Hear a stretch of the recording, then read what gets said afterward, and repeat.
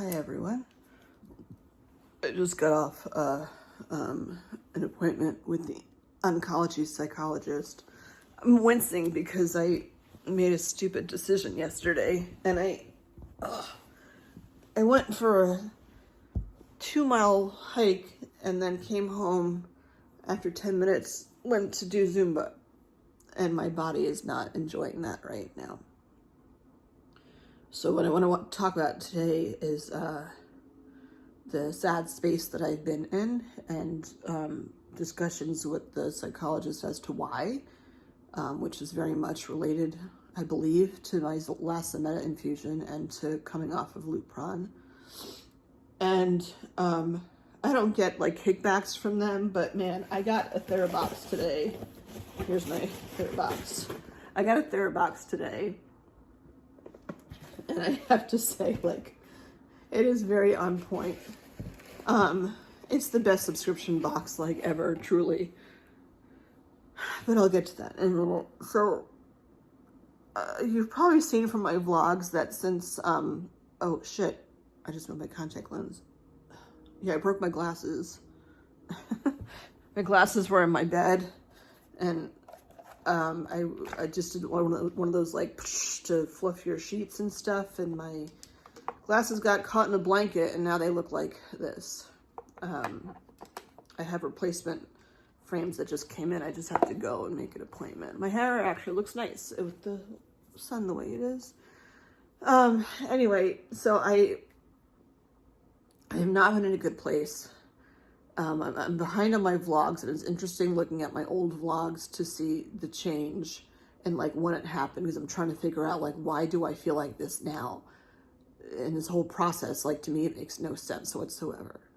Last week I had just a routine physical, and just kind of lost my shit at the internist's office.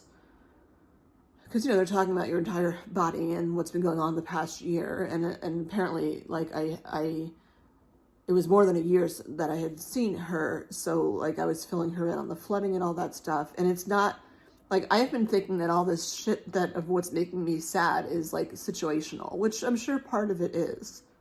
Like, right around now is when I moved into this new apartment. Like, I'm happy to be here. But to get here by having your apartment flooded and all your shit gone is like not the way that you want to move. This is also, this year is the 10th anniversary of my divorce. But again, I'm not sad that I got divorced. It's just like, a milestone that's interesting to reflect on and stuff. So I'm thinking it's like all these things that are going on as to what I'm feeling, like the frustration and like gaining weight when you gain weight like that, like all the changes that have physically happened to me aside from the mastectomy. Like, I'm not even talking about that, which is obviously a tremendous thing in and of itself, but it's all the other things that are like lingering from like the meds and all of those things. And part of me is frustrated that they don't tell you enough, like, oh, you're taking this, so this is what to expect, or you're doing this, you know, make sure to watch for that. I guess for extremes things, that's fine. I get that they don't want to scare you, because not all people will have like side effects or other things. But the biggest thing I got off of my session today was that my body is like detoxing from coming off the Lupron. And I was thinking of it like, if I had any sadness, like it was masked by all the aggression that I had when I was on the Lupron. And I've been off the Lupron now for just a little over 4 months. Don't have my period, so I thought, well, okay, I'm in menopause, like for reals this time, and this is just what comes along with being in menopause. And maybe I was sad when I started the Lupron and I just don't remember, but because I don't recall in the beginning of the Lupron, and you can look back at old vlogs to see, but I don't remember being like aggressive and testosterone-y when I first started the Lupron. And it could just have been that there was just so many moving factors between, you know, the surgery and just starting the tamoxifen. Like, how do you know what's from what when you're on all these different things? So, I mean, he's no expert in hormones, but he was saying that, you know, it makes sense that, like, your body is out of whack again because of coming off of the Lupron. And that, like, it's a drug. It takes time. You know, like, you think about people that are in rehab, like, for other drugs, it's still a drug. And you're, again, I'm not a medical doctor and all that stuff, but it's still a drug, and you're coming off of it, and it takes a while for it to get out of your body. And then when so typically with the Zometas, I was prescribed every 6 months for 3 years to have the Zometa infusions. I started them the month or two after I started Lupron. So since I was on Lupron every month, they would just when it was time for my Zometa, they would just combine the two. So I would have my Zometa infusion, and at the end, they just, you know, do the Lupron, and I would leave. So I've always had them in combination, the Lupron and the Zometa together. Because I've been off the Lupron since October, when I had my Zometa in January, it was the first time ever that I ever had the Zometa. It was the first time that I ever had the Zometa by itself without the Lupron. My body, I know, is very sensitive to medication. It always has been. When people say you're sensitive, I'm like, yeah, I know. My body is very sensitive to medications. So I just look at it like, okay, I'm going into the hospital to have my 5th infusion. Like, I've done this before. My body is like, no, you haven't done this before, because maybe it's expecting to have the Lupron mixed with it that does something to my body, and it only had the Zometa without the Lupron, and for some reason just kicked me on my ass, and just I don't know the whys, but I know timing wise, that's about when I started seeing the shift and me being really, really sad.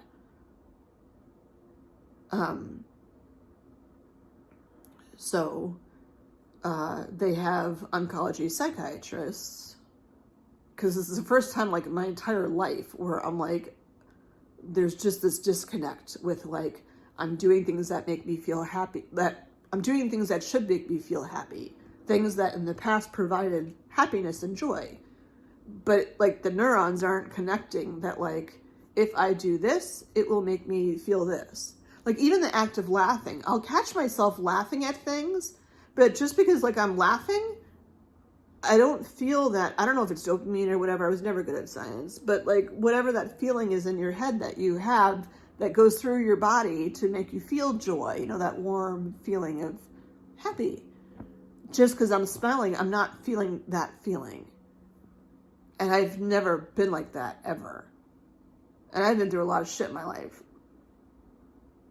So I'm glad that I had the appointment with him. Like, I always get great information from my appointments with him. But no one ever, like, phrased it to me about expecting to have this happen. So my next step in this process is to reach out to my oncologist and my gynecologist. My gynecologist, I've known hers, like, for 14 years now. So she knows my life in general. I don't, like, I've been through therapy for a long time, going through divorce and stuff. I don't, and yeah, it's not like this is a long-term problem, which is a good thing. Part of me with, like, adding a medication onto my regimen is that, like, I don't want to add something else on, but I don't want to continue the not feeling like I am now. It's just not a good place to be. And it's very, like, I feel very, very vulnerable even talking about it on, like, here for everyone to see. But I feel like a large problem with like mental health stuff is like people don't talk about it. And then you think you're the only one, and then like, you know, it snowballs. Like I know I'm not the only one, but especially in the cancer community, like with breast cancer, with hormone positive breast cancer, you know, you're facing a lot of things. Like people wouldn't think, I didn't know, like becoming pre-diabetic or diabetic because of the things that happen after you are diagnosed with breast cancer is not an abnormal thing to happen. I had no idea. Like I wouldn't equate that like, okay, I have breast cancer. And I know the age is a big factor. I was 49 when I was diagnosed. So like I have breast cancer. I get the things that go with it, like the mastectomy. It's not even about the boobs at all right now. It's about what's happening chemically in my body. But you're put on these medications to suppress your hormones because you don't want hormones, because you don't want your cancer to come back. But then your body being stripped of the hormones obviously puts you in menopause, and that makes you gain weight. That makes you not like often feel well or good about yourself because you've gained all the weight, and physically like it's like this is what I look like. And then when you gain weight, then you know things start happening and numbers start increasing that you don't want to increase, like A1Cs, and you know, and then that in and of itself could like get you, you know, or make you depressed. But the lack of hormones and being on like, you know, the hot flashes, and they put you on gabapentin or something to ease the hot flashes, which slows down your metabolism, and you're on this, which also slows down your metabolism. You're on all these things that slow down your metabolism, which is only making things more difficult because you can watch what you're eating, and then all of a sudden, like, you go on the scale, and it's the same thing that I said before, even though you know that you've been like, you know, working out every day. It's frustrating, and it's like, I don't want to be disheartening. I'm just trying to like be like, if you're newly diagnosed, today is probably not the vlog you want to watch because I am like, it's like been, I don't even know, between 2.5 and 3 years at this point that since my diagnosis. So these aren't like thoughts you would even think of like in the beginning of the process. So like turn me off if you're just being diagnosed now, because this is not a right now problem. Anyway, so I was going to call, but like, I don't know if I'm in a space to call. I'm so grateful for,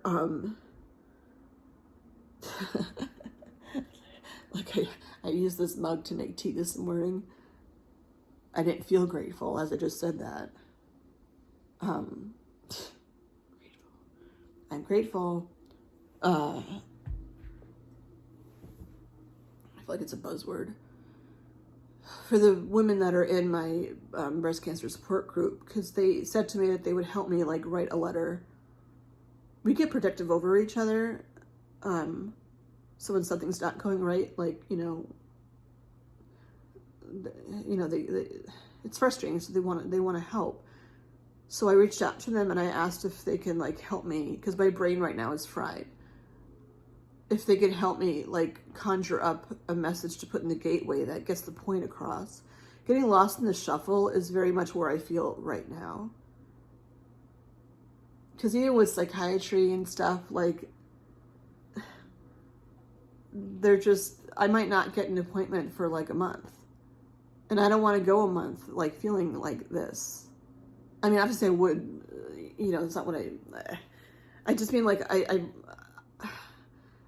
I would like to like get help sooner than having to wait a month. So anyway, so it's a combination of like who you deal with, who to reach out to. And it was just timing wise of why I reached out to my internist, because I was due for my physical. Oh, and then antidepressants. Like it's totally not abnormal for women that are after breast cancer, going through menopause, to be on an antidepressant, which is why I'm not like so clear on why it's taking so long. Like they just have that much faith in me that I can just push through.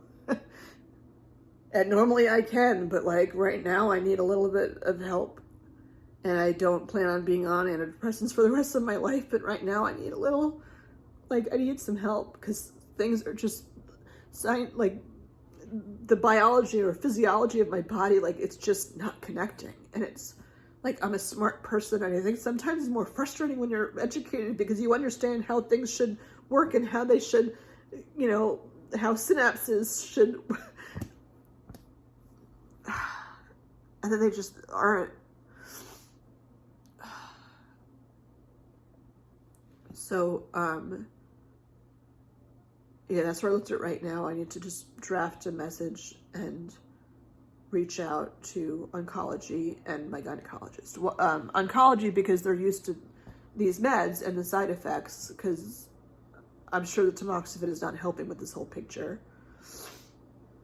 And I get worried too, like if they move me to an aromatase inhibitor, which I don't think they're going to do that until, and I'm sure they're not going to do that until they know that, like, I'm totally in menopause, and I don't go back to my gynecologist until the end of March. I'm so hungry right now. I've been trying to watch what I'm eating. Because my A1C's been up and all my other numbers are up, and I need to get them to go down, and part of that is like less calories, but I'm not supposed to deprive myself, so like, what the hell are you supposed to do? And then why gynecology? I mean, she's obviously the, you know, master in hormones, and she's known me for so long, to know that, like, if I'm asking for help, like, something's really got to be up, because, like, she's seen me be a trooper through lots of things. Lots of things.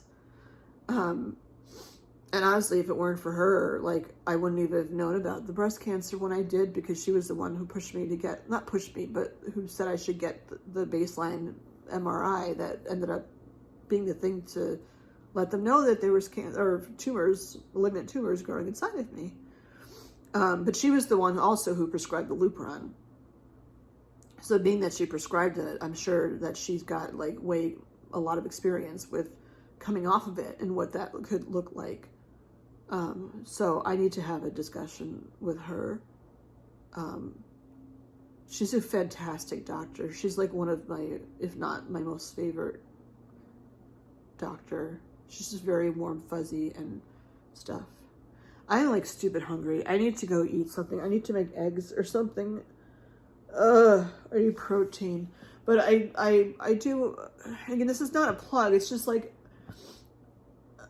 I mentioned it a while ago too, like, I think after I went through my divorce and I was living on my own, well, I was a single mom, but like living on my own, I mean, without like a partner anymore. And it was like when FabFitFun first like came out and stuff, but like FabFitFun was just expensive, and it was like all this stuff that like, I don't need another scarf, although ironically now I do, but I went through a couple of those subscription kind of boxes just to like, you know, have a box come every month that was like a gift to myself, you know, to make me feel better and stuff. And I tried other ones. I don't even honestly remember what most of them were. But many of them I stopped because it was like the same stuff over and over again. It's like, how many lip glosses could you possibly need? And then I found TheraBox. Like, it's like therapy in a box. And like, I'll totally tag them and stuff on this, and if they want to send me free shit, like, I'd be all over that. It's funny because now, like, I could use the lip glosses, because with the moving, I lost out on so much stuff. Here, I'll do this as my thumbnail, because this came inside of my TheraBox. I'll tag them on something. This came in my TheraBox today. And I knew that today's Zoom session was going to be tough. So I actually got this yesterday, that I didn't open it. I'm like, I'm going to wait until my appointment tomorrow and just open it when the appointment's done. And there's always a theme in all the boxes.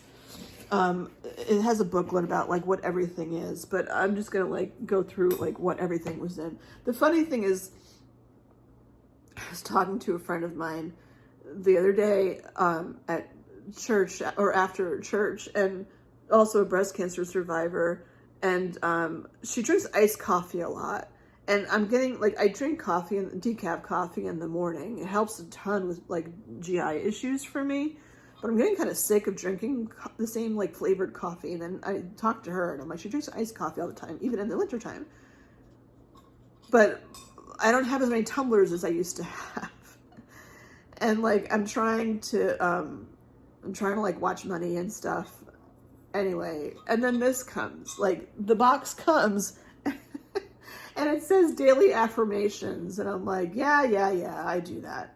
But then underneath it says stainless steel tumbler. And I'm like, I could use another tumbler. And it's big. Like I have to, like I watch how many ounces of liquid I drink every day. And like, we can see the size of my hand. I don't really know how many ounces are in this, but it's fairly large. I need my glasses to see because I can't see. My eyes are another issue that pops up too with all this crap because the tamoxifen messes with your eyesight. Not always, sometimes. And I tore my retina during this whole process, and they're trying to figure out, like, is there a link to the meds and that happening? But it says daily affirmations. I'll hold this as I read it. It says daily affirmations. I don't know what the serving size even means, but it's cute because I'm watching what I'm eating now. I'm using this app to log all the food that I'm eating, so I'm very used to looking at nutrition labels. But this, like amount per serving, good vibes is 100% daily value. I haven't even read this right now, so I'll do them right now. So total morning affirmations, 50% because it's half the day. I'm resilient and capable of overcoming challenges. Check. 10%. I attract blessings and opportunities effortlessly. I'll get back to that. I don't think I'm emitting good vibes right now. 9%. I trust my intuition to guide me towards my path. I'll have to say that out loud to myself. Eventually, I will believe that that's true. 9%. I radiate joy. No, I don't. I radiate joy and love to everyone I encounter today. 8%. Well, that is something I'm going to need to intentionally try to do. Although I'm working from home, but I am tutoring later. I'll radiate joy to my students. I am enough. 14%. And I'll read the evening ones too, just because if it's evening by you. Total evening affirmations would be 50%. I release negativity and embrace gratitude. 10%. Like my mug. I find peace and solace in the evening's tranquility. 8%. I trust everything will work out and let go of worries. 9%. I would have to say that repeatedly before I go to sleep. I prioritize self-care, creating a space for relaxation. 9%. I do that. I invite restful sleep to heal and rejuvenate me. 14%. So self-compassion apparently is 143 grams. Why is it 143? Does 143 mean something like special? Comment below, because I don't know what that means. 100%.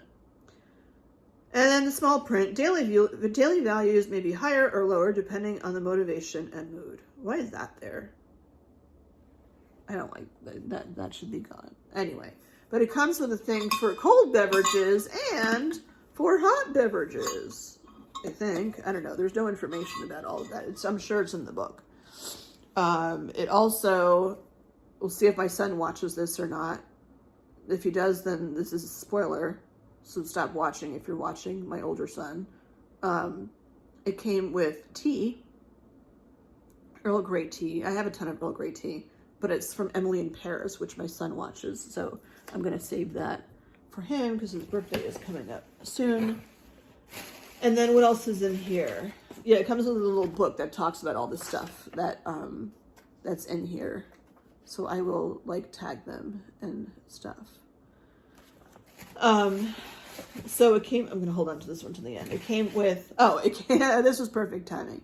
It came with this regeneration muscle and joint balm, which is perfect because my back is freaking killing me from walking for 2 miles yesterday and then going to Zumba right after. My back really hurts. So it's magnesium, manuka, honey, eucalyptus, and menthol. So it's a stick, and I just rub some on my lower back. And it's somewhat cooling, but I'm distracted by the need to eat. So that's in there. And then there is a rose quartz clay mask. Nourish skin and happy mind. I like masks for nighttime. Like before bed. I find them very, I'll put a mask on and then just like let it, because you have to let it sit for 20 minutes or whatever it is. So that forces you to like not move. And because I wear glasses and contacts, I can't have my glasses on with a mask on. So like, I just kind of have to like lay there. I'll set an alarm because like if I fall asleep or something, that'd be a bad day if I didn't wake up after the 20 minutes. So I always set an alarm. And then there is a revitalizing sugar lip scrub. I have to read to see if there's it's in French. I have my lips tend to be sensitive, so I don't know if I'm going to use this or not. I have to make sure there's no strawberry in it. It smells nice. I remember, like earlier in the cancer journey, my lips were very, very dehydrated, so this would have come in handy. And then rose petal toner. I like toners, and I'm actually running out of the one that I have right now, so that's nice. Is that everything? The toner took up a lot, or the tumbler took up a lot of space. And the last, which this is like awesome, pep talk postcards. Oh, it's funny. on the back it says Kohl's $10.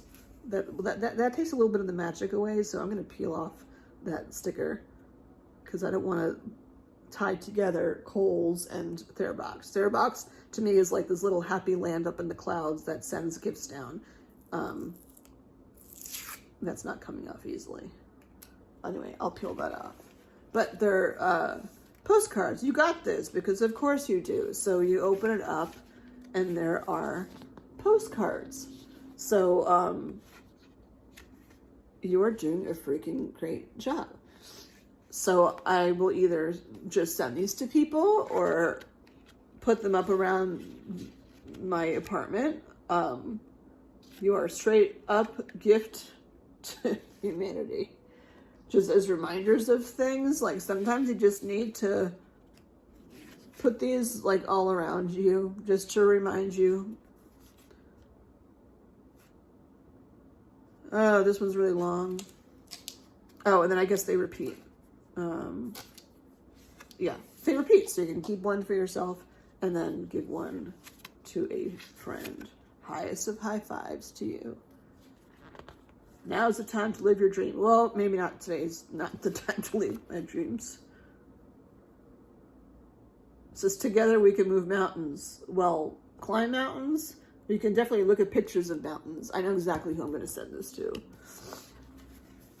Remember that there is no such thing as failure. There's only learning. Sometimes you will end up learning what doesn't work. And that's okay. And sometimes what seems like a terrible failure will turn out to be the best thing that ever happened to you. And the result will be better than anything you could have imagined. So freaking relax already. That's a long one. Take the road less traveled. You don't have to wear pants. Well, in public, you probably do. Thank you for existing. I'm reading, all these to you. They're thick too. They're like on poster board or something. You're the best. I asked everyone and we all agreed. And then it ends with a rainbow.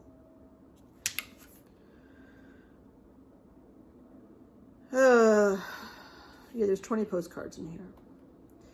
So I'm gonna go make myself some breakfast and get my butt in gear because I have to leave in an hour and a half to go tutoring.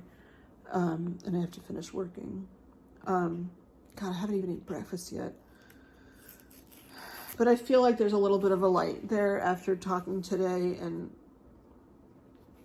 that I'm on a path to help, and that there are people there to help me. And sometimes you gotta hit rock bottom to get there. You know, I feel like I've hit rock bottom before. Yeah. All right. That's what I got for you today. I'm self-caring and making myself eggs for breakfast. All right, everyone. Until next time. Bye.